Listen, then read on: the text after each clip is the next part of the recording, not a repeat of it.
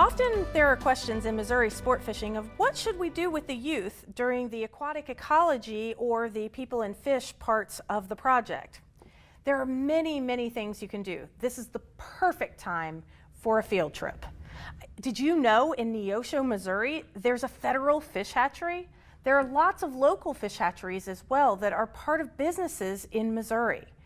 Get the youth out, go out and visit them. They'll be more than happy to tell you lots and lots of things about fish that they work with. Missouri Department of Conservation also does a lot of work with studying fish and their natural habitats. So when we have them come visit us at the state sport fishing event, we often ask them to do an electroshock demonstration. Wait, I know what you're thinking. Electroshock, that sounds dangerous. And while it can be to humans, it's perfectly fine for the fish. One of the things that happens is that they run an electrical current into the pond, and as that current runs through the fish, it stuns them a little bit. And they'll just float to the top, they can net them, and they can count them and look at whether or not it's a healthy population of fish or not. Don't worry, they come back to life. It's just a simple stun, and then they swim right back down to where they were hiding before, where you're trying to catch them in your sport fishing project. One of the things that you can do inside with youth is taking a look at the art of fish prints. This is a Japanese art form. It's Gyoto, G-Y-O-T-O. In this particular type of fish prints, there is an art to it. You don't just slap some paint on a fish and just mash it to the paper.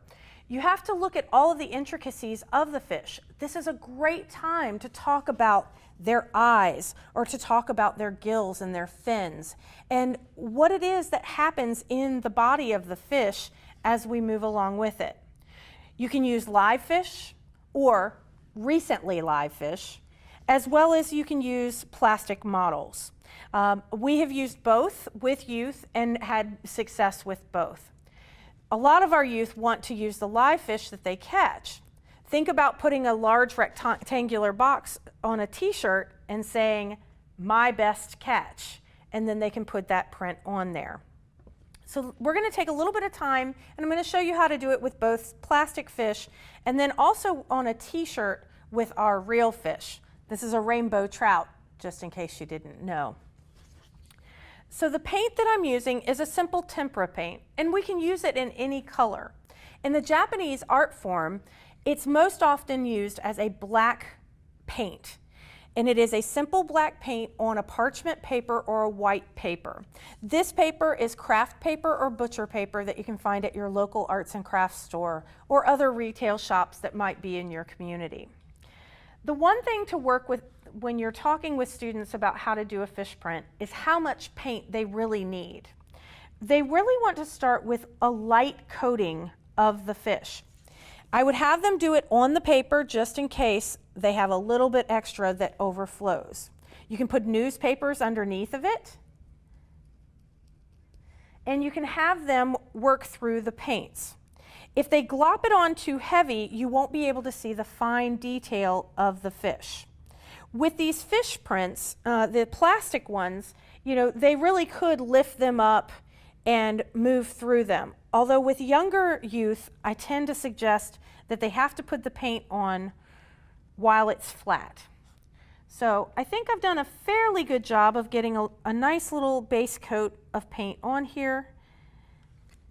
And like I said, I might have a little bit of paint, but as I flip this over, I'm going to lightly press it and lightly roll it so that I get all of the parts of the fish. If you push it down one too many times, it'll get a multiple print of it. As we lift it up, you can tell I didn't push down really hard on its upper fin area, and so I didn't get as much of that. I didn't push down hard on its head, so I'm missing a little bit above his eye. But look at that detail of all of the scales and of the fins and of that eye. Look at that tail. So let me set this one aside.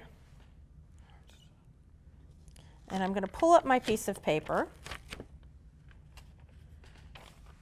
If you think of this as an experiment, you could also try different types of fish. Keep in mind that you're going to want to have paper towels on hand as well as soap or some sort of Purell or that type of cleaner for the hands. Tempera-based paints actually will wash out very easily, but you want to be very careful. You might want to be wearing a smock on your clothes. You can use this same type of print on clothing. So what I'm doing now is I'm going to take our real fish and I'm going to make the fish print on a t-shirt. So what you want to do with the t-shirt is you want to lay it out flat, and you want to do this before you have paint on your hands. Keeping in mind that after our youth have handled any type of fish, we do want to encourage them to wash their hands and keep their hands clean, especially not eating something after directly touching the fish. Now you'll notice that this particular fish has been gutted. So as we take a look at the fish, that does not make a difference in how it prints. It actually is easier if it's a whole fish. But when I went out fishing last night, I didn't catch a thing. So I had to actually find this one at a local grocery store. You can do that, but keep in mind that they will have taken off a lot of the scales of the fish. When you do this, you may want to have the paint placed on a bit of the paper before you transfer it onto the t-shirt. So I'm going to move my paint over here, and I'm just going to paint this fish. I'm going to start all the way at the top, and I'm going to go all the way down. And you'll notice that as I curved up, I didn't get all those pieces, so I need to make sure that I lay it flat. You might want to spread the tail out, and you might want to make sure that you're getting some of those fins as well. Keeping in mind that you're going to roll the fish a little bit, so you want to make sure that you get it on the bottom as well as the top. So you don't want to make it too thick, because if you make it too thick, it will make a very gloppy print. All right, little Mr. Rainbow Trout, I'm going to pick you up. And we're going to place you, oops, he's going to have a little bit of his tail just got on the shirt sleeve. All right, so I'm going to press him down. I'm going to press out all the way down, making sure that I've gotten all of his fins. I'm going to need to roll up to get this fin. So I've kind of pressed my fingers down. This is another project where we can teach that this is an art form. You may not get it exactly right the first time. So I'm going to roll its head a little bit to ensure that I've gotten the paint at the top and the bottom. You might need to press the fish down a little bit, but you don't want to press too hard because you'll mush your fish and then it will become a blob underneath. All right. Having it gutted enables me to reach in and press down a little bit on the inside. So there's pros and cons to both. So now I have my fish, making sure I got his eye. Now I'm going to peel him up and see how well I did. Oh, not too bad.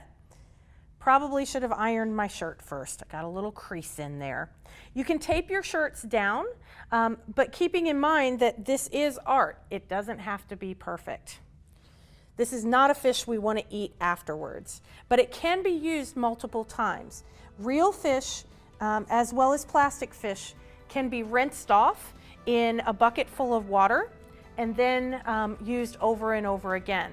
So maybe I wanted to make this a red fish, blue fish, and a black fish with the same fish. I'd be able to rinse it and then use a different color paint. What I love about this is the details that the youth will be able to see. I hope that you've enjoyed learning some of the parts and pieces of the project, and I wish you luck, and share with other 4-H project leaders the great things that are happening in your county across Missouri.